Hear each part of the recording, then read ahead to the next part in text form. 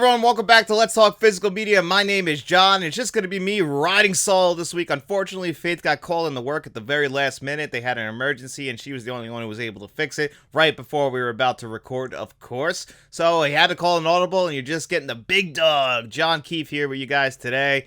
And we got a busy show for you guys. We got some stuff confirmed. We have a lot of stuff that's been rumored. The Academy Award made their announcements for 2023. And we have a lot of your questions that we have to answer. So we're going to waste no time and we're going to dive right into it and start this off with the news. And we like to start it off with stuff that was already confirmed. And right before we started recording, Arrow Video made their announcements for April of 2024. And the big one was Basket Case from 1977. This is the only release for April that is coming to 4K Blu-ray. It will also have an Arrow Video Store exclusive release. And that's the only thing that got a 4K Blu-ray release. We got 2 Blu-ray announcements, 2 for the UK and 2 for the US and Canada. The US and Canada got The Scarface Mob and The Tin Star, while the UK got Robert Altman's The Cold Day in the Park and Behind Covenant Walls. And all 4 of those are on Blu-ray, exclusive to the regions that they'll be released in. So nothing really stuck out to me there, although I might grab Basket Case from 1977, like the artwork on it, and it's getting a 4K Blu-ray release. The other ones, I am interested in The Tin Star. That stars Henry Fonda. It's a Western. I'm a big Western guy, so maybe I'll grab that one, but I'm not entirely sure. So really nothing stuck out to me too much from them. It kind of feels like that's a slower month for Arrow Video, so you could save some money that way. And that was really all that was confirmed, except for Ferrari. We know that Ferrari is going to be coming to Blu-ray in March. This is Michael Mann's latest film starring Adam Driver, and this kind of feels more like the Michael Mann film The Insider than it does better Michael Mann films, Thief, Collateral, Manhunter, and of course, Heat. This kind of feels more like the drama version of what he's been doing. Doesn't feel like what he was doing in the 2000s with Miami Vice. And, he's kind of had a rough couple of movies. Like his last film, Black Hat, was not that great. It's got an Arrow Video 4K Blu-ray release as well, Black Hat, but that movie itself is just a little bit too incoherent. And I think Chris Hemsworth was miscast. So I haven't seen Ferrari yet, so I'm going to keep my expectations in check on that one. Although people have said that Penelope Cruz is fantastic in that, and there were rumors that she was going to get nominated for an Academy Award for it, but she didn't. The Academy Award nominations came out actually for 2024 based on the 2023 films. Always throws me off. Whatever year the Academy Awards airs, it's always for the year before's film, so it always kind of throws me for a loop. And this year we're talking about the 2023 films and what were nominated for the 2004 Academy Awards. And nothing really surprised me. I've seen all but one of the 10 nominations, and that one film I haven't seen is The Zone of Interest. Still hasn't come out to my area of the United States, unfortunately, but I'm looking forward to seeing that. Heard that's great. 2 of the 10 nominations are foreign films. There's The Zone of Interest and Anatomy of Fall, which is really cool to see that the Academy is starting to expand to different types of films. But unfortunately, I still think that the Academy doesn't get it completely right. I just think it's too much politicking going on with the Academy Awards. That's why around the Academy Awards, we always hear them talking about the same 10 to 15 films. Meanwhile, films like 12th Fail, which was recommended to me by somebody here on the channel, which I absolutely loved. And if you live in the United States, you can watch that right now on Hulu. I said 1001 is one of the best films of the last year, and Tiana Taylor absolutely deserves to be recognized for her work in that film. She wasn't, of course. They didn't even mention those films. Everywhere you've seen the nominations for these types of films throughout the entire award season, it's the same nominations, and you can expect probably the same types of winners. There weren't too many snubs either. The biggest ones you heard about were Greta Gerwig and Margot Robbie in their respective categories, whether it be Margot Robbie in Best Actress or Greta Gerwig in Best Director. Now, don't feel too bad for them. They had the highest grossing film of 2023 for Warner Brothers, so I think they're doing all right, and Barbie did receive a Best Picture nomination, so I think Barbie's going to be okay. American Ferrera and Ryan Gosling also got nominations in their respective categories, and, Margot Robbie, I would have swapped her out for Annette Bening's nomination and Jodie Foster's nominations kind of feel like they're Netflix politicking nominations, where Netflix took out a bunch of Academy voters and said, hey, come on, get these guys nominations. They're great. And they do give great performance in Nyad, but you know what? I don't think that was one of the better films of 2023, and I think most people feel that way about Nyad, so it just kind of feels like one of those films that kind of slipped in there just due to politics, and that's really what bothers me the most about the Academy Awards, especially since I started the channel. I just don't love the Academy Awards as much, mainly because I'm seeing more and more films as the years go on, and I'm just looking at them and go, the films that win the Best Picture or the actors who win Best Actor and Best Actress, for the most part, they get it right. But there are some times where they have to give out makeup awards because think about it. Al Pacino never won for Michael Corleone in the 1970s. He didn't even win for Dog Day Afternoon or Serpico, nothing. He didn't win until we got to 1992 Scent of a Woman. And you know who he beat for that? He beat Denzel Washington in Malcolm X. And because we didn't award Denzel Washington's best performance in Malcolm X, we had to wait all the way to 2001 and award him for Training Day, which, you know what? He gives a great performance in Training Day.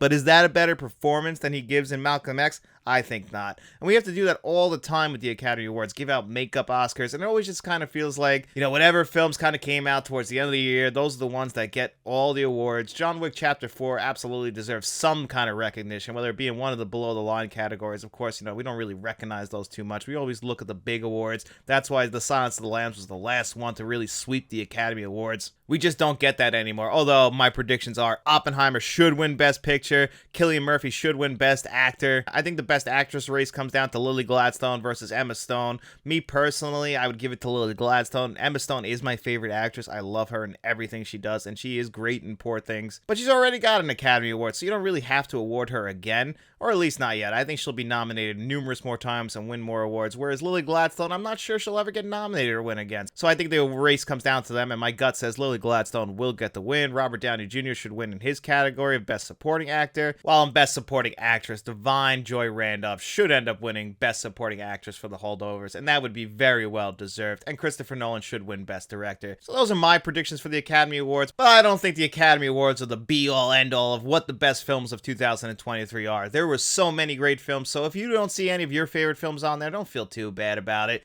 This is Hollywood patting each other on the back, as my buddy David, aka Shamrock Balls, likes to say. It's a bunch of backslapping going on there, and I couldn't agree more. That's really what the Academy Awards and any award show is, especially industry award shows. They're really there just to shake hands, kiss babies, and, you know, make themselves feel good about the jobs that they're doing. And we're all film fans here, so I still get a joy out of watching the Academy Awards, even though I know what they really are. All right, now let's dive into some of these physical media rumors. And the first one that's got kind of a confirmation is from Kino Lorber. They're going to be releasing In and Out, or at least they're working on a new 4K scan of In and Out. This is the Kevin Kline film that was actually inspired by Tom Cruise's win for Best Actor in Philadelphia. He thanked his teacher, and in the movie In and Out, Kevin Kline plays a teacher himself. He lives in a small town. He's engaged to Joan Cusack, and then one of his former students wins an award, basically an Academy Award, I think. I haven't seen the movie in years. I think he wins an Academy Award for his acting, and he plays a gay man, and he thanks his teacher, Kevin Kline, who's in the closet as a gay man and is engaged to a woman, says that Kevin Kline inspired him to play this character because he was a gay man, so basically outing him in front of the entire world.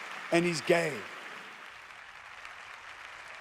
Creates a huge news story. We get Tom Selleck in this movie without his mustache, which is ridiculous. Tom Selleck should never not have his mustache. Tom Selleck's mustache is more famous than Tom Selleck, damn it. But he doesn't have it in this movie. He plays an on-the-site news broadcaster who's there taking in this story, reporting the news. And it's a really, really good dramedy. I'm looking forward to that one. That's what I thought was going to get forgotten about. But Kino Lorber likes to keep movies that kind of get forgotten about or were very popular in one time alive. So I'm really looking forward to In and Out. And then we also got rumors for Captain Phillips and Moneyball coming out this summer. Moneyball is a Sony film, so that will look absolutely gorgeous on 4K Blu-ray. Hopefully we get that. And Captain Phillips, the Tom Hanks film, you know, it gets memed more than anything now, but it still was a great film at the time. Everybody felt like Tom Hanks got robbed by not getting nominated for that. It's just like Leonardo DiCaprio. You know, we all just expect a great performance by him, and they don't give them the Academy Award love that they deserve, mainly because you just expect them to go give either 9 out of 10 or 10 out of 10 performances, no matter what film they're in. And Captain Phillips was also a great movie, so I felt like it just got kind of overlooked. But hopefully on 4K Blu-ray,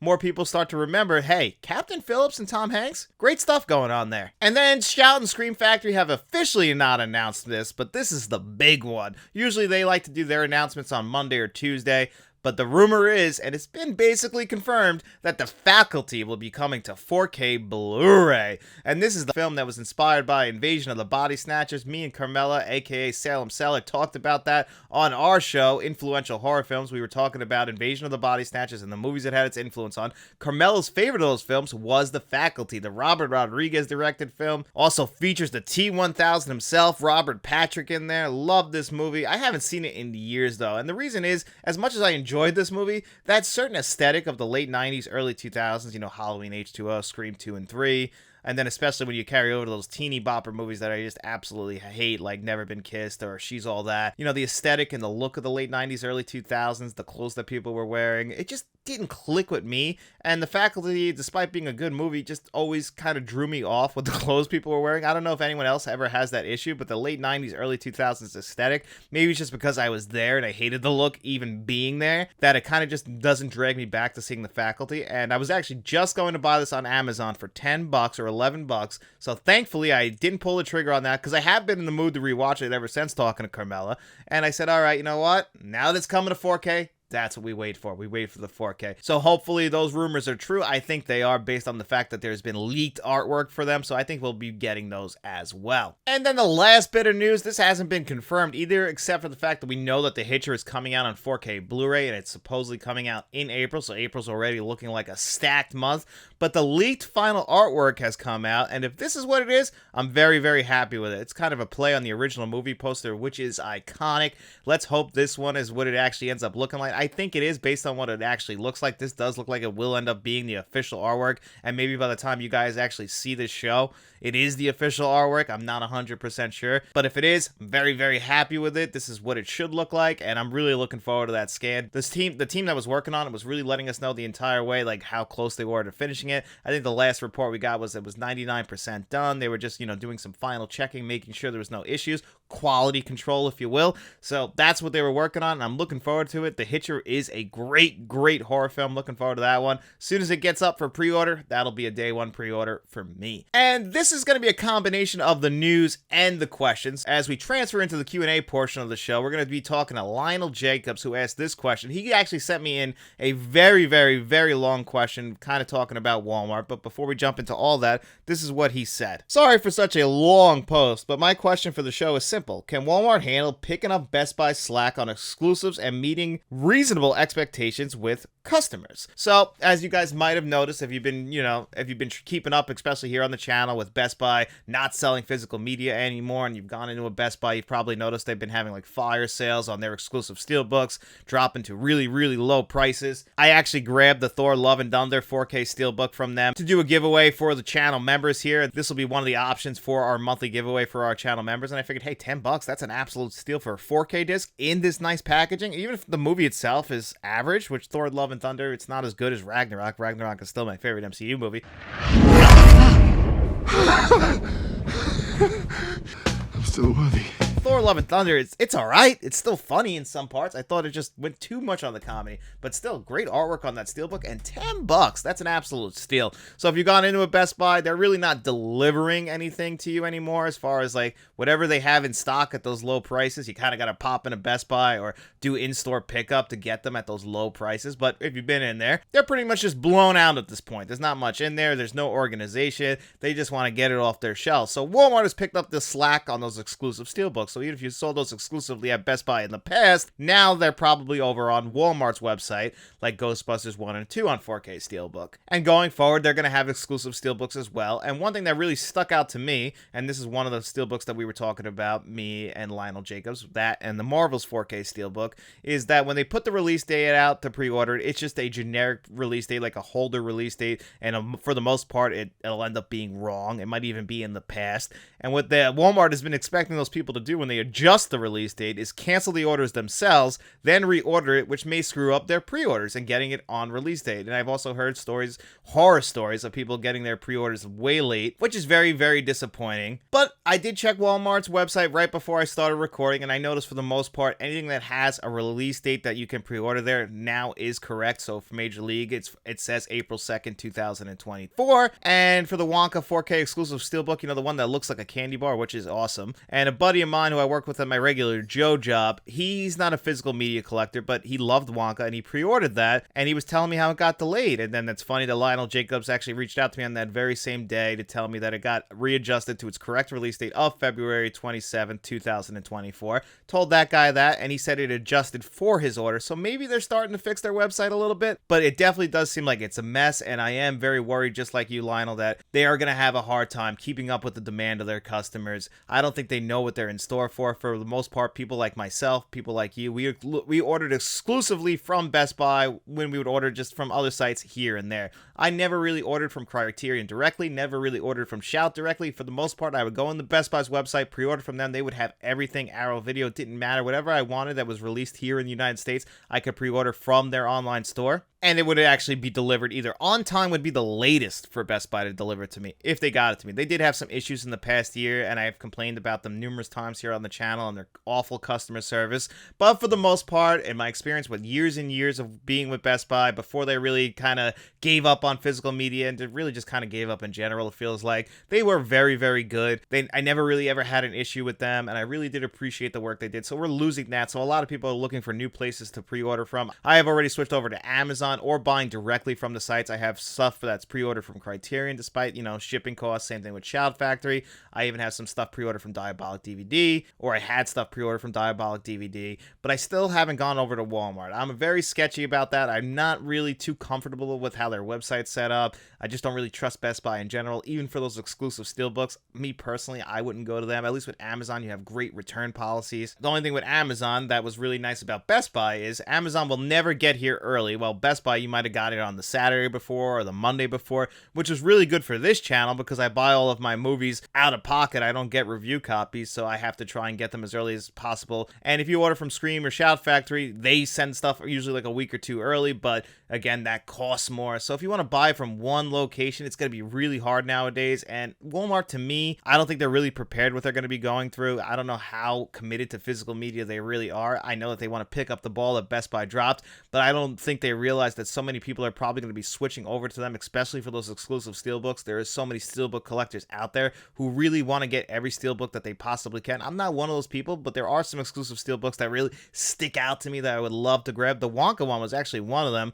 I'm still on the fence because I wasn't a huge fan of the movie. I thought the movie was good, but just not a really big musical guy. And I mean, eventually I will get it on 4K Blu-ray because my wife Faith absolutely loved it, the other co-host of the show. So we'll get it eventually, but I am really curious about that chocolate bar one. It looks pretty cool to me. I think that's great design, really playing into what the film is. But for me, Lionel, I don't know. I personally think that Amazon is the best option overall, or buying directly from the websites. But if you want those exclusive steelbooks, I do not think that Walmart is prepared for it. Unfortunately, I just think that they're not ready. And if they're not going to be committed to getting the movies out to people on time, and it's always going to be showing up late, they're going to switch on their own anyway. And that really is disappointing because I know all the collectors out there, we're kind of going a little bit crazy trying to find out who to buy from, who's going to be the most reliable. But Target and Walmart really have been the two that I've been really iffy about buying from. I haven't yet, and hearing all these horror stories from you and everybody else out there, I don't know. I think I'm just going to stick with Amazon for now and just buying directly from the sites, even if it does cost a little more. I think for the importance of the channel, it is important that I try and get these as early as possible. It really throws off the whole channel when I don't get stuff on time. Like you guys probably saw in the post this past week about Kino Lorber and Kindergarten Cop. Kino Lorber, when they say a movie's coming out on a day, that's usually the day when they'll charge you and ship it. Or maybe like me, right now it's Friday. I still haven't had Kindergarten Cop shipped. They took the money and they told me that they are going to be shipping it soon, but it hasn't officially shipped yet. So I'm hoping that I get that pretty soon because I would love to do a review here on the channel for you guys. But when you order directly from Kino, that is the fastest way, because Amazon people who order from Kino, it might be like 2 or 3 weeks later, even though you're pre-ordering it. It's kind of defeating the purpose of pre-order. But you know what? It is what it is. I still will probably buy my Kino Lorber stuff directly from their site, even if it's like that. I just wish that they would understand that what a pre-order means is when it comes out on that date, the date you say it's going to be released, that is the day it should be arriving at the customer's house, not the day you decide to charge them and ship them out. A shipping date should probably be like, on this date for Tuesday. You should be shipping it out on Friday to have it there next Tuesday, and maybe they'll get lucky and it's there the Monday before. That's what I would do if I was in their position, but you know what? I'm not the boss. They don't call me up and ask what my opinion is on shipping options, and they probably shouldn't. But that was a great question, Lionel. Thank you so much. And now we're going to move on to the rest of the Q&A portion of the show, and we actually have a lot of questions this week, so I'm probably not going to get to all of them. So if you ask the question and you don't see it answered here, that is why. We will always pick those up at next week's show. Faith will be back and we'll do them all then. But last week, Kevin Kruger asked this and I didn't get to do it.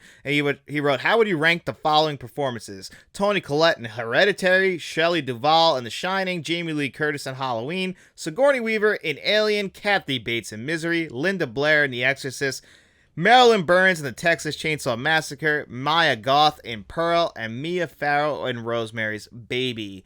So, number one will be Toni Collette in Hereditary, right on top. That was the biggest Oscar snub I ever saw. Not only should she have won that year, she should have at least been nominated, and she wasn't, unfortunately. Toni Collette got ripped off with that one. Number two is Sigourney Weaver in Alien. I mean, this is the career-making performance for Sigourney Weaver, and she's just a phenomenal actress. Just a great working actress. If you guys saw me and David's discussion on Ghostbusters 2, we just talk about how reliable Sigourney Weaver is, and no matter what role she's in, whether it's this, whether it's in Aliens, Working Girl, or popping up in the first two Ghostbusters movies, she is just always good. And then at number three, Kathy Bates in Misery. This is an Academy Award-winning performance and a well-deserved one. Just an obsessed fan, and the way she just hobbles James Caan in that movie is just petrifying. Imagine being stuck in a house with your biggest fan who gets upset with you with the decisions that you have made. Man, it is horrifying in that movie. And then at number four, we're going to go with Maya Goth in Pearl. I love this movie, and I thought Maya Goth should have got an Academy Award nomination, but just like Toni Collette,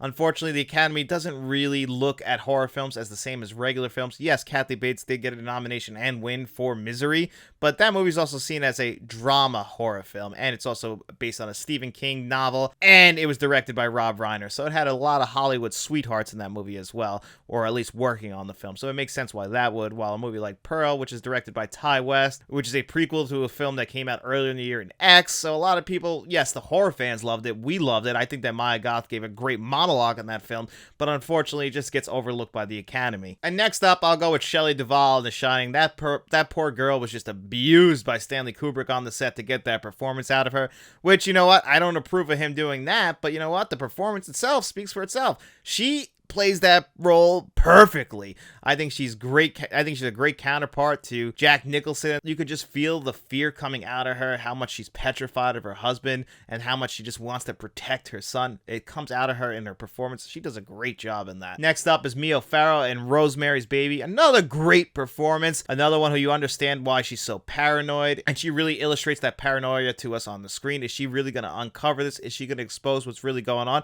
Or is she crazy? Is it the pregnancy having an effect on her? We're not too sure, but she does a great job portraying the emotions so well in this film. I mean, Rosemary's Baby is a horror classic. The only reason it's not above all those other performances is I don't think that Mia Farrow gives the flashy performance, but what she's asked to do, she does a great job with. Next up, Jamie Lee Curtis in Halloween. Now, this is the movie that made Jamie Lee Curtis a scream queen, but I don't think it's one of Jamie Lee Curtis's best performances. This is her first performance. She would obviously grow more and more as an actor. She would have better performances in better Halloween films, but you know, Halloween is such a classic. She's the star, the daughter of Janet Leigh and Tony Curtis. So, of course, people wanted her to do a good job in this movie, and she does a great job in the movie. She does a great job in comparison to all the rest of her friends, who all do, I think, pretty poor jobs. It really goes like Donald Pleasance than her as far as acting goes. But, you know, it's Jamie Lee Curtis in her first role. It's not the Academy Award Jamie Lee Curtis that we would all end up knowing. No, it's just Jamie Lee Curtis doing a great performance in one of her, if not her most well-known film. Which brings us to the bottom two, which are Linda Blair in The Exorcist, which would be my second to last one. Linda Blair in The Exorcist, she's a child actor.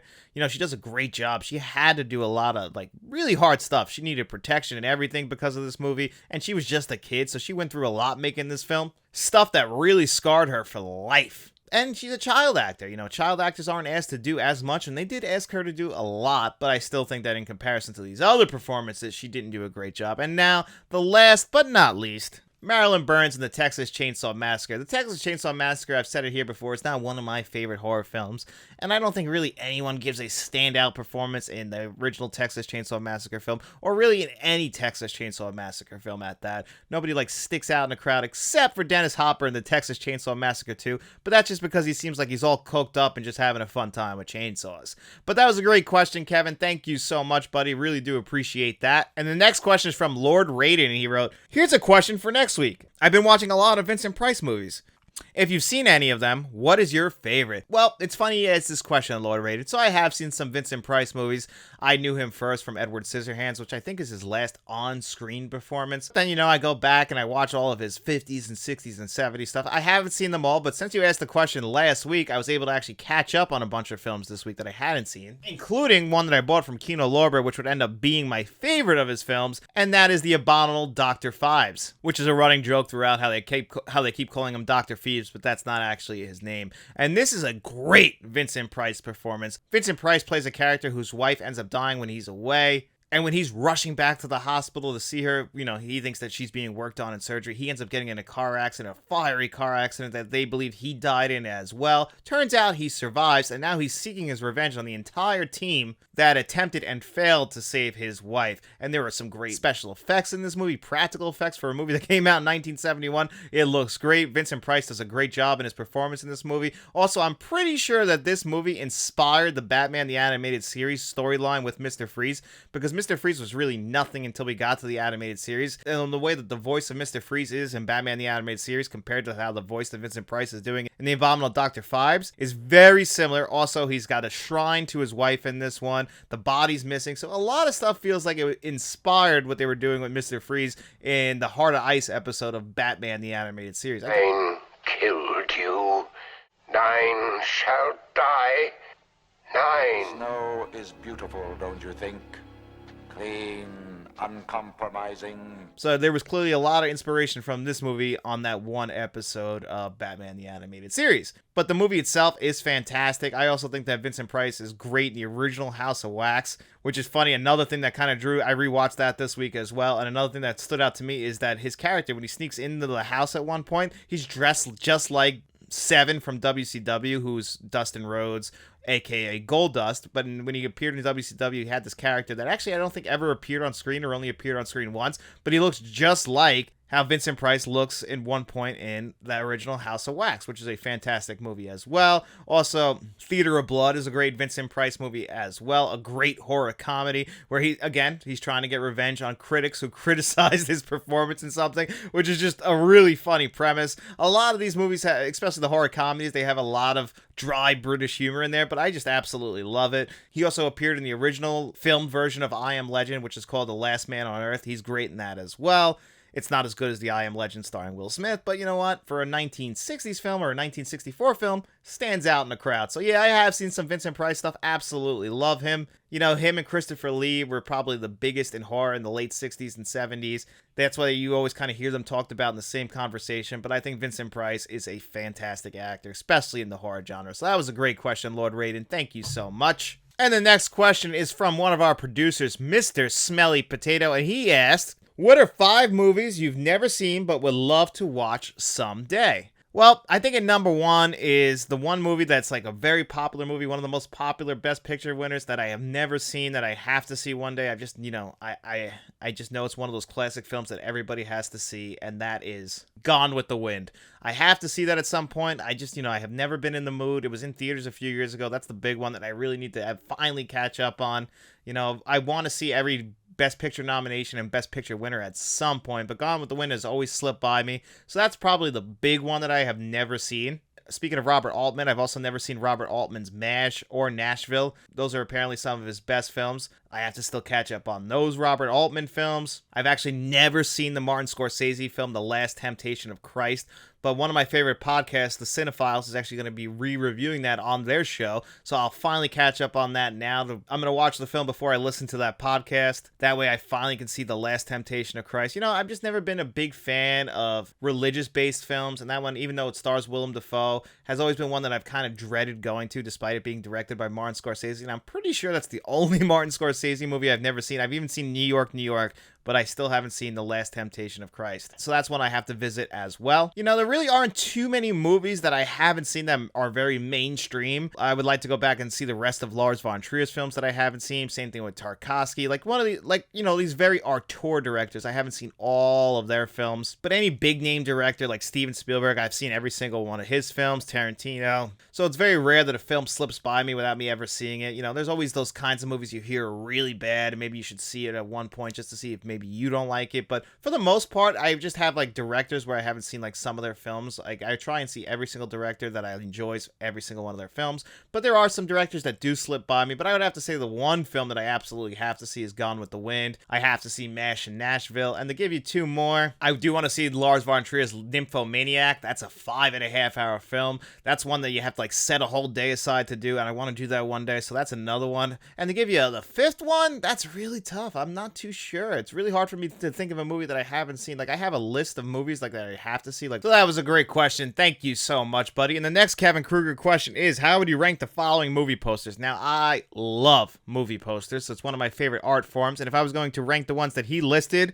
Friday the 13th, Jason Takes Manhattan, Jaws, The Exorcist, Scream, Halloween 3, Return of the Living Dead, or Chopping Mall. Well, I guess at the bottom I would probably have to put, like, it's tough because, like, I have favorites and then I have some that are, better films. But if we're just going to go on the artwork, at the bottom I'm going to have to go with Chopping Mall. Chopping Mall is a fantastic film with a great poster. Above that, I'm going to go with Return of the Living Dead. That's also a great poster. Man, this is a tough list because I like all of these posters, which is probably what you were going for. Above that, I would go with Friday the 13th, Jason Takes Manhattan. Iconic poster. The film itself, though, it's my least favorite of the Friday the 13th films. Absolutely atrocious.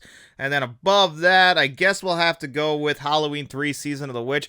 I love that poster. I love that movie, but the top 3 on this list are Scream. Scream would be number 3. I mean, that poster is iconic, putting Drew Barrymore dead center, despite the fact that she doesn't even appear in the film that long. Still, Drew Barrymore, great actress, and it is an iconic movie poster of that late 1996. I mean, man, it does stand out. And then at number 2, I'm sorry, David, a.k.a. Shamrock Balls, but we're going to have to put Jaws at number 2, despite being one of the most iconic movie posters of all time. But The Exorcist is the most iconic movie poster of all time. But The Exorcist is still a little bit more iconic than Jaws. So that was a great question as well, Kevin Kruger. Thank you so much, buddy. Really do appreciate that. And then we're going to do one more Kevin Kruger question for this week, and then the rest of the questions we will save for next week when Fate's back, because I want to do some of those with her as well, and some I want to do a little bit more research on.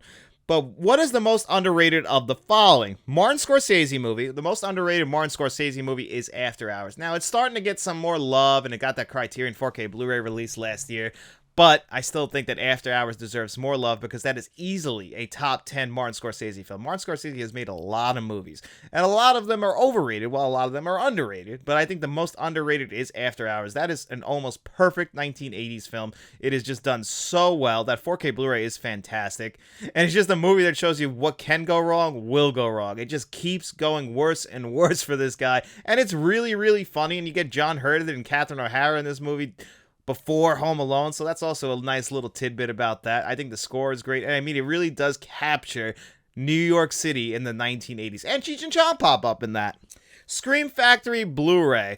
Oh, man, this is actually pretty tough because there are some really good Scream Factory Blu-rays that don't get enough love, but I'm going to go with The Exorcist 3 from last year because even though I feel like that 4K Blu-ray just kind of came and went, and I thought it was really, really solid, a really good 4K Blu-ray. I think The Exorcist 3 is a very underrated film in general. I think it deserves more love. I think it's definitely the second best Exorcist film, by far way better than the more recent ones, including The Exorcist Believer, and it's also worlds better than The Exorcist 2, The Heretic, which I like to call Naptime Exorcist. That movie is atrocious. But The Exorcist 3, that 4K Blu-ray deserves absolutely more love than it gets. 90s horror movie. Well, we were just talking about The Exorcist 3. I think The Exorcist 3 is the most underrated 90s horror film. You know what? I'm going to pick something else. I'm going to go with Jacob's Ladder from 1990. Anytime I can bring up the 1990 version of Jacob's Ladder, I will. I think that's one that just does not get enough love. You get a great Elizabeth Pena performance, but you also get a fantastic Tim Robbins performance. This movie is one of the rare movies that just gets under my skin, and it builds up to a fantastic conclusion that you really don't see coming the first time you watch this movie. You also get Ving Rhames popping up in this movie as well. I mean, it's just overall a really good, scary movie. Again, it captures 1970s New York despite being filmed in the late 80s. I think they did a great job of just building that sense of dread, that inescapable fear of what the hell is going on. And it has one of the most iconic, scary scenes that I have ever seen.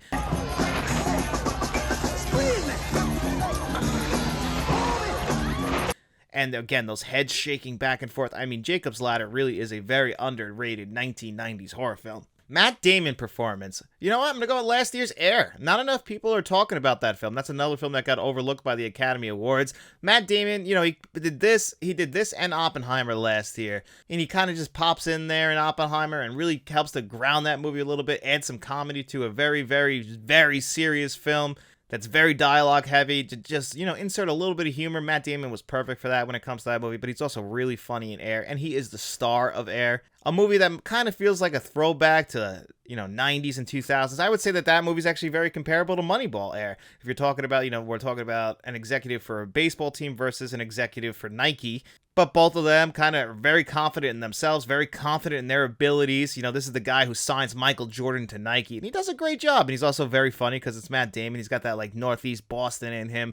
And, he's always cracking jokes. Him and Jason Bateman have a great repertoire. Him and Ben Affleck, who directed Air, have a great back and forth as well in this movie. I think it just works so well. If you haven't seen Air, it's available on Prime Video right now, or you could buy the Blu-ray, and I recommend it. 80s action movie. Well, I'm going to put one that I didn't see until a couple years ago, and I'm still embarrassed about that. And that is Sylvester Stallone's Cobra. This actually has a Shout Factory release, and a fantastic one at that. But this movie is just so over-the-top ridiculous that you can't help but have a great time with it. It makes no sense. Basically, Sylvester Stallone plays the best cop. The guy you call in when you can't get things done. If someone's robbing a supermarket, you call in Cobra. You call in Sylvester Stallone and his one-of-a-kind car that only he gets somehow. I guess it's still on the police payroll. I don't know. He gets to wear what he wants. He gets to wear badass sunglasses. He gets to bang out one-liners.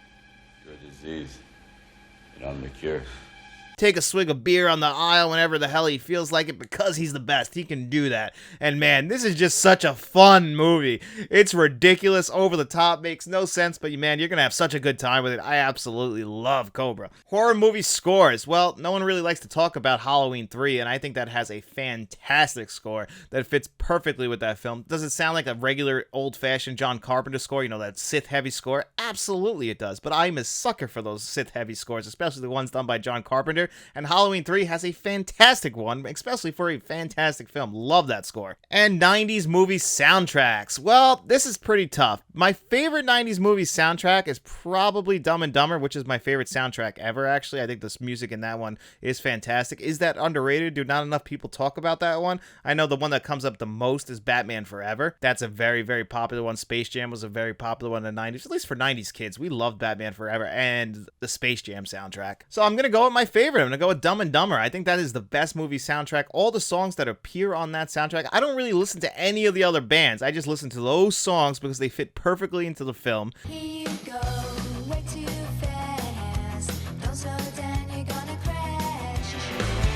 Hey, Monday morning. It's only for I've got a new age girl. Tell us what she's like. Environmentalist girl. And it's really hard to get them all on Apple Music as well, which kills me because you really got to have the original CD, which I used to have, but I've probably told the story to you guys here on the channel before. My entire CD collection got stolen out of my car, probably like 12 years ago now. Somebody just basically was robbing cars in the job I worked at. They stole my CDs from my car. The guy was parked next to me. They stole his rearview mirror. And then the guy next to him, they stole his weed out of his car. So it's like the guy just kind of went down the line and picked random stuff to steal out of people's cars. Almost like to screw around with someone. Never figured out who it was. We didn't have cameras on the side of a building, despite being a pretty popular supermarket. So who the hell knows? Lost all my CDs. It was very sad for me. Had my Dumb and Dumber soundtrack in there. Now I could replace them, but I figured everything's digital when it comes to music, despite being a big physical media supporter when it comes to film. Music I was, but once you lose your whole collection, it just kind of sucks the life out of you. So now I'm just kind of an Apple Music guy. I haven't done Spotify really, but I've just been kind of committed to Apple Music. It just makes sense having an iPhone. So that's where I get all my music from. But sometimes those soundtracks are missing songs, which is unfortunate because movies like Dumb and Dumber, they are missing songs and you kind of have to go out of your way to find them. But that was a great question as well, Kevin. Thank you so much. We're going to answer the rest of your questions next week. And if I missed any of your questions as well, we'll get to them next week. Thank you guys all so much who sent in questions. If you have any more, you can leave those in the comment section below. And then while you're down there, don't forget to hit the like button, hit the subscribe button, turn notifications on, share this video, become a channel member like our producers Nocturnal, Mr. Smelly Potato, Jason Martin, and John Doe Juggalo. Or you can even become a channel director like Frank's Media and Reviews. Whichever route you choose to go, you can even become a friend of the channel. We just appreciate all your support. But if you got no money to throw our way, don't you guys worry about it. The best way to keep supporting us is just getting out in those streets and telling your friends about us. And then after you're done doing all that, we'll be seeing you around.